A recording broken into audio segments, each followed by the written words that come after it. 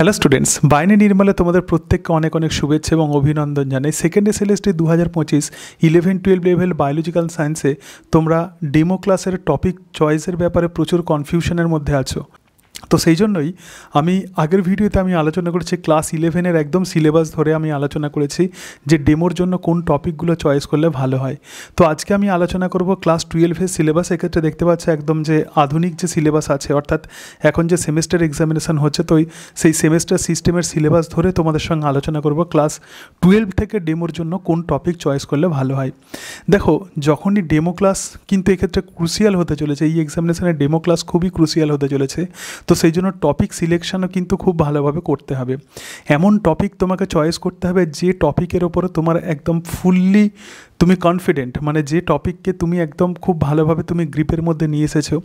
তার সঙ্গে সঙ্গে যে গ্রুপ থেকে তুমি চয়েস করবে, ধরা যাক তুমি রিপ্রোডাক্টিভ বায়োলজি থেকে কোনো টপিক চয়েস করছো, তাহলে সেই রিপ্রোডাক্টিভ বায়োলজি কিন্তু তোমাকে খুব ভালোভাবে জেনে যেতে হবে। সুতরাং এমন টপিক চয়েস করবে যে টপিকের ওপর তোমার 100% দখল আছে এবং তার সঙ্গে সঙ্গে সেই টপিকে যাতে তুমি ভালোভাবে ডেমনস্ট্রেট করতে পারো, যাতে তুমি তোমার স্কিল দেখাতে পারো, তো সেরকম টপিক চয়েস করাটাই বুদ্ধিমানের কাজ হবে। এর সাথে সাথে তোমাদেরকে বলি, এখন মেরিট লিস্ট নিয়ে বিভিন্ন রকমের বিষয় উঠে আসছে। তো যেটা হচ্ছে তোমরা দেখতে থাকো, কিন্তু এই মূল্যবান সময় নষ্ট করো না। তো এই সময়ে প্রিপারেশান নিতে থাকো এবং অলরেডি আমি ইন্টারভিউয়ের জন্য নোটস আমি প্রোভাইড করতে শুরু করেছি। তোমরা যদি ইন্টারভিউয়ের নোটস তোমরা যদি কালেকশান করতে চাও, তাহলে 8348091202 এই নাম্বারে তোমরা হোয়াটসঅ্যাপ করবে, আমার থেকে তোমরা নোটস পেয়ে যাবে। কিন্তু ডেমোর জন্য আমি বিভিন্ন টপিক তোমাদের সঙ্গে আলোচনা করছি। তো যাই হোক, এক্ষেত্রে দেখো যে ক্লাস 12-এর সিলেবাসে আমরা চলে এসেছি এবং আমি তোমাদেরকে বারবার এটা বলছি যে জেনেটিক্স এবং মলিকুলার বায়োলজি থেকে যদি টপিক চয়েস করো তাহলে সেটা বেটার হবে। কারণ জেনেটিক্স এবং মলিকুলার বায়োলজি কনসেপচুয়াল স্টুডেন্টসদের প্রচুর বুঝতে অসুবিধা হয়। তাহলে তুমি যদি কোনো একটা পার্টিকুলার টপিক কম সময়ের মধ্যে তুমি তোমার স্কিল দিয়ে যদি ভালোভাবে বুঝিয়ে দিয়ে আসতে পারো, তাহলে সেটা খুব ভালো হবে। তো যাই হোক, এক্ষেত্রে দেখতে পাচ্ছ যে ইউনিট যে 6 আছে, তো ইউনিট 6 মানে হচ্ছে রিপ্রোডাকশান। তো রিপ্রোডাকশান ক্ষেত্রে আমরা জানি যে প্ল্যান্ট এবং তার সঙ্গে সঙ্গে হিউম্যান রিপ্রোডাকশান আছে ক্লাস 12-এ। তো প্ল্যান্ট রিপ্রোডাকশান থেকে কোন টপিক ভালো হবে একটু তোমাদের বলি। ডাবল ফার্টিলাইজেশান, এটা কিন্তু ক্লাস 10-এর সিলেবাসেও কিন্তু ডাবল ফার্টিলাইজেশান আছে। তো 11-12 লেভেলে সেই টপিকই চয়েস করবে যেগুলো এক্সক্লুসিভলি 11-12 লেভেলে আছে, একটু মডার্ন টপিক। সুতরাং এক্ষেত্রে ডাবল ফার্টিলাইজেশান চয়েস করার দরকার নেই। তো তোমরা এটা চয়েস করতে পারো এন্ডোস্পার্ম। যদি প্ল্যান্ট রিপ্রোডাকশান থেকে কোনো টপিক চয়েস করতে হয়, তাহলে এন্ডোস্পার্ম চয়েস করতে পারো। কত ডিফারেন্ট টাইপের এন্ডোস্পার্ম আছে, শস্য আছে, এন্ডোস্পার্ম সম্পর্কে তোমরা আইডিয়াও দিতে পারবে। এবং এর সাথে সাথে এই জায়গাতে আর কোনো টপিক সেরকম আমি দেখতে পাচ্ছি না। এরপরে চলে এসো হিউম্যান রিপ্রোডাকশান। তো হিউম্যান রিপ্রোডাকশান থেকে যদি কোনো টপিক চয়েস করতে চাও, তাহলে আমি তোমাদেরকে বলবো যে মেনস্ট্রুয়াল সাইকেল তোমরা চয়েস করতে পারো। এটা একটা খুব ভালো টপিক। তো মেনস্ট্রুয়াল সাইকেলে যে বিভিন্ন হরমোনের ভূমিকা, যেমন ইস্ট্রোজেন, প্রোজেস্টেরন, তার সঙ্গে সঙ্গে FSH, LH গ্রাফের সাহায্যে তুমি এটাকে ডেমনস্ট্রেট করতে পারবে। সুতরাং রিপ্রোডাক্টিভ বায়োলজিতে যদি চয়েস করতে হয় তাহলে মেনস্ট্রুয়াল সাইকেল চয়েস করতে পারো, অথবা embryo development up to the blastocyst formation and the implantation, তো এটাও চয়েস করতে পারো। কারণ ডেভেলপমেন্টাল বায়োলজিতে প্রথমত জাইগোট থেকে মরুলা, তারপরে ব্লাস্টুলা, তারপরে গ্যাস্টুলা, এই যে স্টেজগুলো, এগুলো কিন্তু সহজেই ছবি এঁকে বোঝাতে পারবে। তাহলে এই টপিকটাও তোমরা চয়েস করতে পারো, এমব্রায়ো ডেভেলপমেন্ট। ঠিক আছে। তো হিউম্যান রিপ্রোডাকশান থেকে প্রধানত এই দুটো টপিকে আমার মনে হয় ডেমো দেওয়ার মতো উপযুক্ত। তোমরা অনেকে বলছো যে স্পারমাটোজেনেসিস এবং উজেনেসিস, তো আমি তোমাদেরকে বলবো যে এগুলো চয়েস খুব একটা ভালো হবে না এই টপিকগুলো। কিন্তু তুমি যদি ভালোভাবে ডেমনস্ট্রেট করতে পারো তো সেটা তো ওয়েল অ্যান্ড গুড। কিন্তু আমার মনে হয় রিপ্রোডাক্টিভ বায়োলজি থেকে মেনস্ট্রুয়াল সাইকেল এবং তার সঙ্গে সঙ্গে এই যে এমব্রায়ো ডেভেলপমেন্ট আছে, এটা তুলনামূলকভাবে বেটার টপিক হবে। এরপরে দেখো রিপ্রোডাক্টিভ হেলথ আছে। তো এখান থেকে খুব বেশি ভালো টপিক নেই। সুতরাং এই জায়গা থেকে টপিক চয়েস না করাটাই বেটার হবে। এরপরে যে জায়গাটা আছে ইউনিট 7, মানে জেনেটিক্স অ্যান্ড ইভলিউশন। তো এই জায়গা থেকে তুমি টপিক চয়েস করতে পারো। এক্ষেত্রে বিভিন্ন অংশ আছে, তো সেগুলো তোমরা খুব ভালোভাবে ডেমনস্ট্রেট করতে পারবে। ঠিক আছে। তাহলে এখানে দেখো, তুমি ইনকমপ্লিট ডমিনেন্স এবং কোডমিনেন্স যদি এরকম একটা টপিক চয়েস করতে পারো, ইনকমপ্লিট ডমিনেন্স অ্যান্ড কোডমিনেন্স, তাদের মধ্যে কি পার্থক্য, এক্সেপশন অফ মেন্ডেলিজম। অথবা মাল্টিপল অ্যালিল, খুব ভালো topic, and inheritance of the blood group, তাহলে আর একটা টপিক হতে পারে মাল্টিপল অ্যালিল। প্লিওট্রপি হতে পারে এবং elementary idea of the polygenic inheritance. তাহলে এক্ষেত্রে আমি তোমাদেরকে বলবো যে যদি চয়েস করি ইনকমপ্লিট ডমিনেন্স এবং কোডমিনেন্স, এই দুটোকে চয়েস করতে পারো একসঙ্গে, অথবা মাল্টিপল অ্যালিল চয়েস করতে পারো, অথবা প্লিওট্রপি চয়েস করতে পারো। পলিজেনিক ইনহেরিটেন্স চয়েস করার দরকার নেই, অনেকটা লেন্দি হয়ে যাবে। তারপরেই দেখো এক্ষেত্রে যেটা আছে sex determination in humans, birds and the honeybees, তুমি এখানে চয়েস করতে পারো সেক্স ডিটারমিনেশন ইন হিউম্যান, ঠিক আছে, মানুষের সেক্স ডিটারমিনেশন একটা খুব ভালো টপিক হতে পারে। Linkage and crossing over choice করার দরকার নেই, সেক্স লিঙ্কড ইনহেরিটেন্স, আচ্ছা, haemophilia and the colour blindness, এটা তোমাদেরকে বলবো যে যেহেতু ক্লাস 10-এ আছে সুতরাং পিজি লেভেলে এটা দেওয়ার দরকার নেই। এবং এরপরে দেখো যেটা আছে তো পেডিগ্রি অ্যানালাইসিস, এটা চয়েস করতে পারো, খুব একটা ভালো টপিক হতে পারে পেডিগ্রি অ্যানালাইসিস। এবং থ্যালাসেমিয়া এক্ষেত্রে দেওয়ার দরকার নেই পিজি লেভেলে, কারণ ক্লাস 10-এতে কিন্তু থ্যালাসেমিয়া আছে। তারপরে দেখো ক্রোমোজোমাল ডিসঅর্ডারস ইন হিউম্যান, এক্ষেত্রে ডাউন সিনড্রোম, টার্নার সিনড্রোম এবং ক্লাইনফেল্টার সিনড্রোম। তাহলে বুঝতে পারছো যে জেনেটিক্স এবং ইভলিউশন থেকে অনেকগুলো টপিক কিন্তু ডেমো দেওয়ার মতো। আবার বলছি, ইনকমপ্লিট ডমিনেন্স এবং কোডমিনেন্স, মাল্টিপল অ্যালিল, তার সঙ্গে সঙ্গে প্লিওট্রপি, এবং তার সাথে সাথে এক্ষেত্রে যেটা বললাম যে সেক্স ডিটারমিনেশন ইন হিউম্যান, তার সাথে সাথে আছে যে পেডিগ্রি অ্যানালাইসিস, এর সাথে সাথে দেখো বিভিন্ন রকমের সিনড্রোম। সুতরাং এগুলো কিন্তু ডেমো দেওয়ার মতো টপিক। এরপরে আমরা যেটাতে চলে আসবো তো সেটা হচ্ছে মলিকুলার বায়োলজি। তো মলিকুলার বায়োলজিতে ডেমো দেওয়ার মতো যেগুলো বলবো তো সেটা হচ্ছে যে ডিএনএ প্যাকেজিং, এটা খুব ভালো টপিক, তোমরা অনেকে বলছিলে। তো নিউক্লিওজোম কনসেপ্ট কিন্তু ডেমো দেওয়ার মতো খুব সুন্দর একটা টপিক। ডিএনএ রেপ্লিকেশান যদি বলো বা সেন্ট্রাল ডগমার যদি কোনো প্রসেস বলো, তাহলে এইভাবে বলতে পারো যে ইনিশিয়েশান তুমি ডেমো দিতে পারো, অথবা এলঙ্গেশন অথবা টার্মিনেশান। তো এরকম টাইপের মানে তোমরা গ্রুপ করে নেবে। সেন্ট্রাল ডগমা যদি হয় তাহলে সেন্ট্রাল ডগমার একটা পার্টকে বলবে। যদি রেপ্লিকেশান বলো, ধর যাক তুমি বললে যে আমি আজকে রেপ্লিকেশানের এনজাইমোলজি পড়াবো, অর্থাৎ কোন কোন এনজাইমস প্রধানত রেপ্লিকেশানে হেল্প করে, তো এরকম টপিক চয়েস করতে পারো। তাহলে ডিএনএ রেপ্লিকেশান, সেন্ট্রাল ডগমা এক্ষেত্রে ট্রান্সক্রিপশান, তো ট্রান্সক্রিপশানের মধ্যে প্রোমোটার আছে, প্রোমোটার এবং টার্মিনেটার এরকম একটা টপিক হতে পারে। অথবা ট্রান্সক্রিপশান যে প্রসেস আছে, ইনিশিয়েশান, এলঙ্গেশন, ইনিশিয়েশান এবং টার্মিনেশান। ট্রান্সক্রিপশানের ডেমো দেওয়ার মতো যে টপিক আছে ইনিশিয়েশান এবং টার্মিনেশান, আর ট্রান্সলেশনের ডেমো দেওয়ার মতো যে টপিক আছে ইনিশিয়েশান এবং এলঙ্গেশন, ঠিক আছে। তাহলে সেন্ট্রাল ডগমার যদি কোনো টপিক চয়েস করো এইভাবে চয়েস করবে। এবং এর সাথে সাথে জেনেটিক কোড, এটাও কিন্তু খুব ভালো টপিক। এর সাথে সাথে দেখো এক্ষেত্রে ল্যাক্টোজোপেরন, এটাও কিন্তু খুব ভালো টপিক। এবং এর সাথে সাথে ডিএনএ ফিঙ্গারপ্রিন্টিং। তাহলে এতগুলো টপিক আছে ডেমো দেওয়ার মতো, এত মডার্ন টপিক আছে, তাহলে তোমাকে আর অন্য জায়গাতে যেতে হবে না। সুতরাং জেনেটিক্স এবং মলিকুলার বায়োলজি থেকে টপিক চয়েস করো, এটা কিন্তু তুলনামূলকভাবে বেটার হবে। এরপরে চলে এসো ইভলিউশন। দেখো ইভলিউশনে যেটা মোটামুটিভাবে ডেমো দেওয়ার মতো সেগুলো একটু তোমাদেরকে বলি। যেমন মডার্ন সিনথেটিক থিওরি, এটা ডেমো দেওয়ার মতো টপিক। তো মডার্ন সিনথেটিক থিওরিতে যে গাইডিং ফোর্সেস অফ ইভলিউশন একটু ব্রিফলি তুমি বলতে পারো। অথবা এক্ষেত্রে মিউটেশন ছেড়ে দাও, এগুলো দেওয়ার দরকার নেই। ন্যাচারাল সিলেকশন উইথ এক্সাম্পল, এটাও কিন্তু ডেমো দেওয়ার মতো খুব ভালো টপিক। এবং বিভিন্ন মডার্ন তুমি এক্সাম্পল দিয়ে ন্যাচারাল সিলেকশন বোঝাতে পারবে।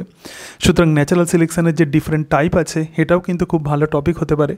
এবং জিন flow and the genetic drift, তো জেনেটিক ড্রিফটও একটা ভালো টপিক। হার্ডি-উইনবার্গ ইকুইলিব্রিয়াম একটা ভালো টপিক। তো এইগুলো হচ্ছে ইভলিউশন থেকে এরকম টাইপের টপিক চয়েস করতে পারো। হার্ডি অ্যান্ড উইনবার্গ ইকুইলিব্রিয়াম একটা ম্যাথের সাহায্যে তুমি দেখিয়ে দিতে পারবে যে জিন ফ্রিকোয়েন্সি কীভাবে জেনারেশান থেকে জেনারেশান আনচেঞ্জ থাকে যদি ইভলিউশনের গাইডিং ফোর্সগুলো যদি অ্যাবসেন্ট থাকে। তাহলে এগুলো প্রধানত ডেমো দেওয়ার মতো টপিক।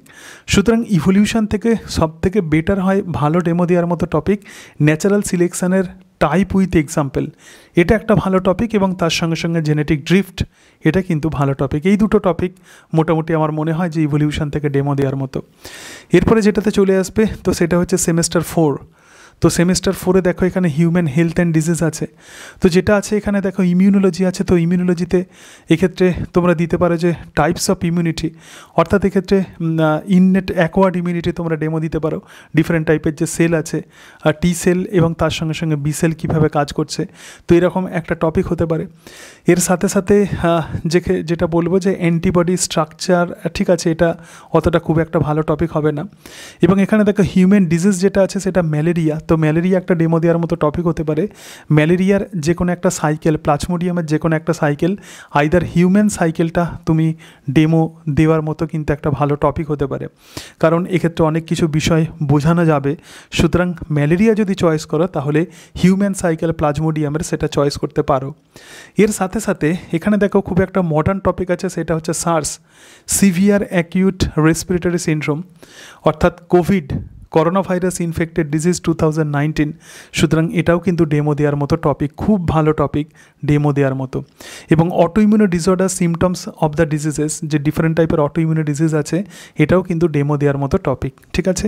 সুতরাং এগুলো সব হচ্ছে ডেমো দেওয়ার মতো টপিক। আর একটা টপিক আছে, সেটা হচ্ছে ক্যান্সার। তো ক্যান্সার কীভাবে সম্পন্ন হচ্ছে, এটাও কিন্তু ডেমো দেওয়ার মতো একটা ভালো টপিক। বিশেষত জেনেটিক্যাল যে ব্যাপারটা আছে, এটা যে ক্যান্সার জেনেটিক্স, এই একটা টপিক তোমরা চয়েস করতে পারো, রাইট।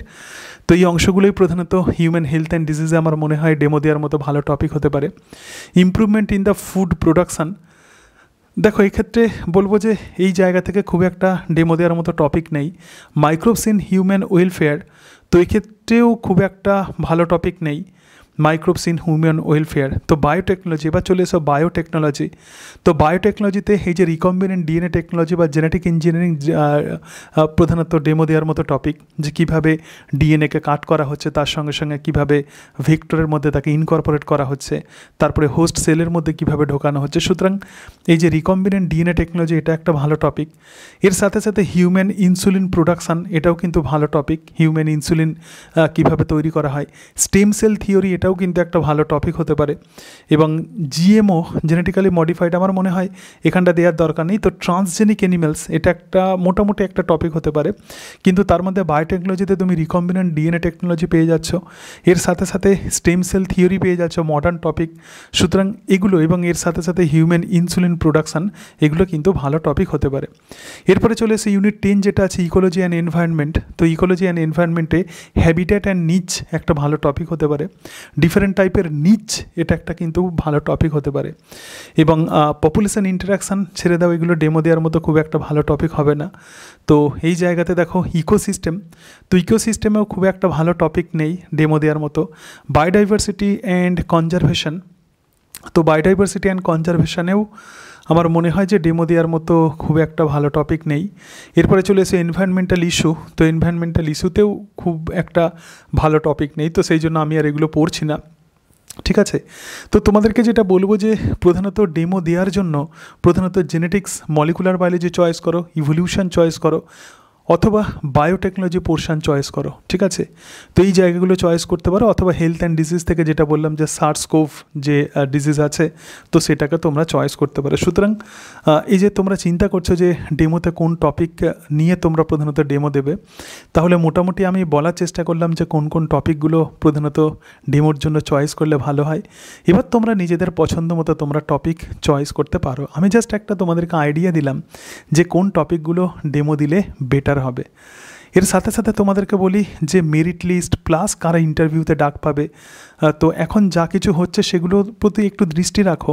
কিন্তু দেখো কিছু বিষয় তো তোমার হাতে নেই, সুতরাং যে বিষয়গুলো তোমার হাতে নেই তো সেগুলো নিয়ে চিন্তা করার দরকার নেই। যা কিছু খবর হবে সেগুলো তোমরা পেয়ে যাবে খবরে, সোশ্যাল মিডিয়া অথবা খবরে তোমরা পেয়ে যাবে। এখন তোমরা যে কাজ করবে সেটা হচ্ছে যে যাদের পরীক্ষা ভালো হয়েছে, যারা 50-এর কাছাকাছি মোটামুটি যাদের মার্কস আছে, তারা ইন্টারভিউয়ের জন্য প্রিপারেশান নাও এবং ডেমোর জন্য প্রিপারেশান নাও। দেওয়ার জন্য যে তোমরা টপিক চয়েস করবে সেটাকে কিন্তু লিখে নাও, আগে খাতাতে আগে ভালো করে লিখে নাও, এবং লিখে নেওয়ার পরে তারপরে আয়নার সামনে দাঁড়িয়ে 5 থেকে 6 মিনিটের মধ্যে সেটাকে ডেমনস্ট্রেট করার চেষ্টা করো। এবার যদি দেখো যে সময় যদি বেশি লেগে যাচ্ছে, তাহলে ওই লেখার মধ্যে কিছু অংশ বাদ দিয়ে দাও, বাদ দিয়ে সেটাকে বলার চেষ্টা করো। এবং একটা কথা সবাই বলে যে বায়োলজিটাকে মুখস্থ করতে হয়, ঠিক আছে, এই জায়গাতে কিন্তু তোমাকে মুখস্থ বিদ্যা কাজে লাগাতে হবে।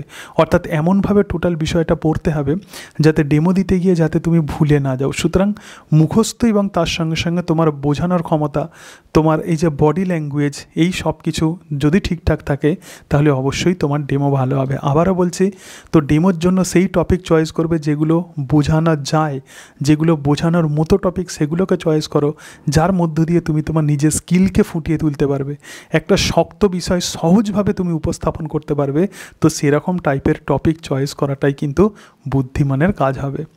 তো আজকে তাহলে এই পর্যন্তই। এরপরে আমি ডেমোর আরও কিছু বিভিন্ন টপিক তোমাদেরকে ডেমো দিয়ে দেখাবো, তো সেগুলো দেখবে এবং তার সঙ্গে সঙ্গে তোমরা প্রিপারেশান নেবে। তোমাদের প্রত্যেকের সফলতা কামনা করি। আজকে তাহলে এই পর্যন্তই।